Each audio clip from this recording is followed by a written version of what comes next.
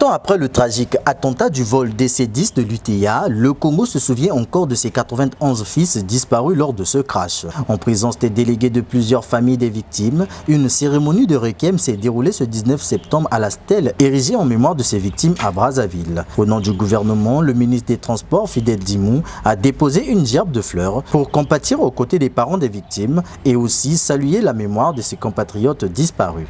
Cette cérémonie constitue pour le gouvernement un devoir de mémoire. Un devoir de mémoire pour des êtres chers que nous avons perdus il y a exactement 30 ans. D'aucuns diraient que 30 ans c'est beaucoup, mais pour ceux qui ont perdu des êtres chers, c'est comme si c'était hier. Et donc nous avons le devoir de nous rappeler que nous avons perdu des êtres chers et nous devons toujours nous souvenir d'eux. Des êtres chers que 30 ans plus tard, l'émotion reste toujours vive dans le cœur de ses parents. Pour nous, ça représente quelque chose de très très fort. D'autant plus que, vous savez, chez nous ici, nous célébrons cet événement devant le monument des morts. Et vous voyez la cérémonie qui est faite de celui qui parle parmi la force publique qui est là, ils disent aux morts. Donc, c'est réellement pour les victimes du terrorisme international. Et cette cérémonie, c'est une cérémonie sobre, mais je suis beaucoup plus touché.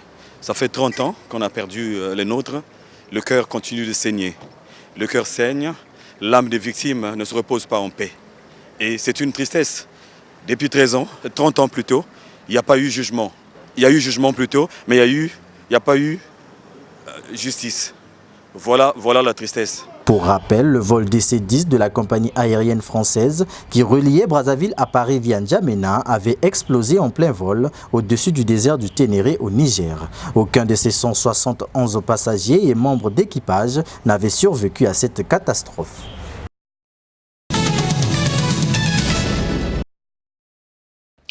La République ne peut pas avancer si on ne respecte pas les règles de la République. C'est l'une des phrases prononcées par Philippe Mvou, président du Conseil supérieur de la liberté de communication, ce jeudi à Brazzaville devant les responsables des médias nationaux. Le président du Conseil supérieur de la liberté de communication a saisi ce moment d'échange pour attirer l'attention des journalistes qui relaient les fausses informations. Philippe Mvou a aussi dénoncé la diffusion dans certains médias les campagnes politiques qui, selon lui, sont des campagnes électorales déguisées. Les hommes politiques commençaient à se lancer à nous offrir un théâtre de très mauvais goût qui ressemblait pratiquement à celui que nous vivons lorsque nous sommes en période de campagne électorale, dont la tendance est de nous instrumentaliser. Or, nous, fiers de notre métier, fiers de notre savoir, nous devrions absolument préserver ces atouts essentiels. Les atouts, c'est le savoir, la connaissance du métier que nous avons. Il était donc temps pour nous d'arrêter, pour ne pas aller à la dérive. Les informations sur les réseaux sociaux, parfois mal relayées par les internautes, causent du tort à la République. Ici, Philippe Mvou a invité les journalistes d'observer les règles d'éthique et déontologiques. Notre démocratie ne peut être bien vécue que si vous, journalistes, vous nous produisiez un travail d'éducation digne de ce nom. À eux, j'ai sollicité cette hygiène, de faire de l'hygiène dans leur discours politique. À vous, je recommande de mettre de l'hygiène dans votre pratique, dans le traitement du discours politique. Ces échanges entre le président du Conseil supérieur de la liberté de communication et les responsables de presse ont été jugés satisfaisants. Ce que nous constatons, c'est quoi? C'est que tout ce que le Conseil dit n'est pas respecté par les partis politiques. Il est très difficile lorsqu'on n'a pas quelque chose à mettre sous la dent, d'observer son éthique professionnelle. C'est vrai, mais je peux comprendre aussi ceux qui passent outre l'éthique professionnelle, tout simplement parce que non, rien n'a mangé. Et voilà pourquoi je lance cet appel au Conseil supérieur de la liberté de communication, de s'engager vivement dans l'amélioration des conditions de travail des journalistes au Congo, mais aussi dans l'amélioration de la rémunération des journalistes. La prochaine rencontre entre le Conseil supérieur de la liberté de communication et les responsables des organes de presse est prévue pour le 26 octobre prochain. Au total, 8 affaires étaient inscrites à l'ordre du jour du Conseil de ministres qui s'est tenu ce mercredi 18 septembre 2019 sous la haute autorité du président de la République, Denis Sassou Nguesso. Au nombre de celles-ci, 2 projets de loi portant création des agences nationales de développement de l'agriculture et de l'élevage et celle du développement de la pêche et l'aquaculture. Ces agences sont des établissements publics à caractère industriel et commercial dotés d'une autonomie administrative et financière. Elles seront notamment chargées de, premièrement, la recherche, la mobilisation et la sécurisation des espaces fonciers agricoles pour assurer l'extension des périmètres agro-pastoraux et le développement des cultures et élevages de haute valeur ajoutée. Deuxièmement, la recherche de financement et l'établissement de partenariats de coopération technique. Troisièmement, la recherche et la promotion des investissements agro-pastoraux et la mise en œuvre de partenariats avec les investisseurs.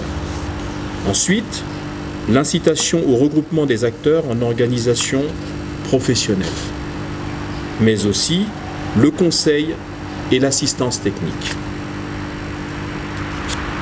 L'appui au gouvernement dans la promotion des chaînes de valeur et la mise en place de systèmes pérennes de production grâce à l'aménagement des terres agricoles, l'irrigation, l'équipement des exploitations, la transformation agro-industrielle, la certification et la commercialisation des produits. Enfin, la gestion durable de l'environnement. De manière spécifique, l'Agence nationale de développement de la pêche et de l'aquaculture aura pour mission la mise en œuvre des politiques nationales en matière de développement durable de la pêche, de l'aquaculture et de préservation des ressources halieutiques et de leurs biotopes, ainsi que de la gestion des plans d'eau et autres terres de bassin à vocation aquacole. Le Conseil des ministres a aussi adopté le projet de décret fixant les modalités d'application de la loi relative à l'obligation de la déclaration du patrimoine. Un texte qui a pour objet de préciser la dite loi. La déclaration de patrimoine devra être faite dans les 3 mois qui suivent la prise de fonction de l'intéressé et réitérée dans le même délai à la cessation de celle-ci. Elle devra contenir l'indication du patrimoine propre du déclarant, les biens communs des époux en cas de mariage, les biens indivis, ainsi qu'une estimation de l'ensemble de ce patrimoine. Après examen et discussion, le Conseil des ministres a adopté le projet de décret fixant les modalités d'application de la loi relative à l'obligation de déclaration du patrimoine par les citoyens élus ou nommés à une haute fonction publique. Au titre des mesures individuelles, le Conseil des ministres a procédé à quelques nominations au ministère des Sports. Une salle occupée à près de 100% par des femmes, la mairie de Brazzaville a accueilli ce mercredi le Bureau national du Conseil consultatif de la femme pour une journée d'information sur cet organe. Un objectif bien précis, faire connaître cette institution au public, notamment ses missions et sa composition. Le Conseil est chargé d'émettre des avis au président de la République sur les questions liées à la condition de la femme. Il fait également au gouvernement des suggestions visant à promouvoir l'intégration de la femme au développement. Le Conseil consultatif de la femme comprend un organe délibérant, l'Assemblée générale, et un organe représentatif, le secrétariat exécutif permanent. L'Assemblée générale est composée de femmes, membres de droit et membres désignés. Institué par l'article 232 de la loi organique du 25 octobre 2015, le Conseil consultatif de la femme a déjà mené un certain nombre d'activités, dont l'identification des 6 membres de droit élus par consensus et 95 membres désignés, ce qui permet donc à cette structure de penser à ses perspectives à moyen terme. Le secrétariat exécutif permanent envisage de commencer à répertorier dès maintenant différentes affaires en vue de constituer une banque de données. Pour y parvenir, le secrétariat exécutif permanent pourrait, à moyen terme, suggéré l'organisation des États généraux de la femme. Était à l'ordre du jour de cette journée également une séance d'échange à bâton rompu, séance au cours de laquelle des suggestions ont été faites dans le but d'améliorer la condition féminine au Congo.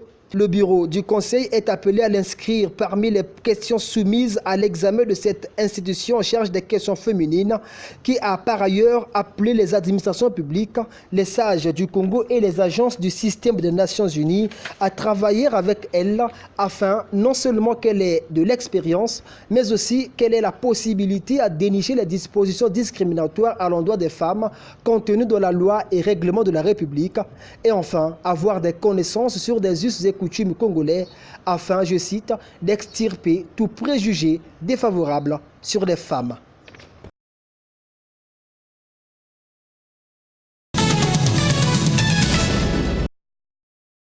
Après une saison sportive quasi réussie au niveau international, couronnée par la médaille de bronze à Oujda au Maroc, les handballeuses de la DGSP se donnent rendez-vous pour une autre campagne africaine, la 41e édition de la Coupe d'Afrique des clubs champions Niamey 2019.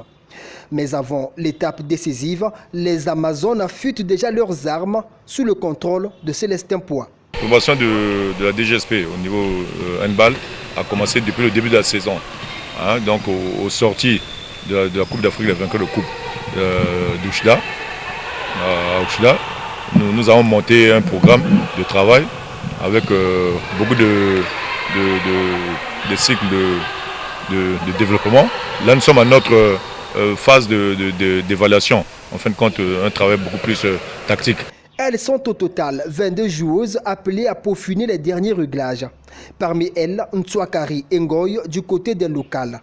A noter que la DGSP a enrôlé dans cet effectif les joueuses de la diaspora et même des étrangères.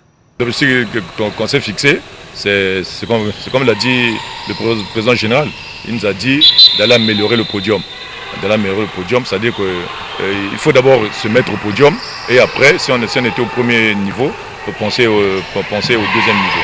La saison s'annonce donc ambitieuse pour les Congolaises qui seront comptées également sur la gardienne des Lions indoptables du Cameroun, une recrue qui intègre bien le groupe. Mes ambitions, c'est déjà d'aller déjà au plus loin de la compétition, avec le même potentiel, le même rendement, je peux dire, et toujours avec la même hargne, la même niaque.